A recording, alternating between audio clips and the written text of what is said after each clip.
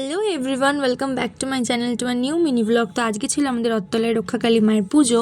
এবারে পুজোটা মেনলি দেওয়া হয় আমার দুই বাড়ির নামে, বাবাইয়ের নামে আর রিয়া দিদির নামে, যেহেতু রিয়া দিদি অসুস্থ।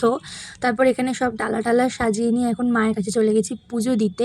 আর যেহেতু প্রত্যেকটা কালী ঠাকুরের পুজোয় রাত্রির দিকে শুরু হয়, তো এই মায়ের পুজো রাত্রি 10:30 থেকে স্টার্ট হয়। তারপর আমি আর আমার মা এখন চলে যাচ্ছি মণ্ডপে।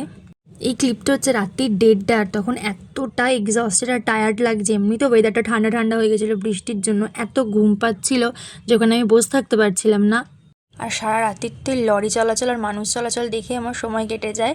তারপর এখানে মায়ের ভোগ নিয়ে আসা হয়। ভোগ নিবেদনের পর শুরু হয় অঞ্জলি পর্ব। অঞ্জলি শেষ হওয়ার পর প্রত্যেকটা উপবাসী যারা ছিল তাদেরকে এই জুসটা দেওয়া হয়। আর এখানে মা, রিয়া দিদি আর বাবাইয়ের নামে হরিলুট দেয়।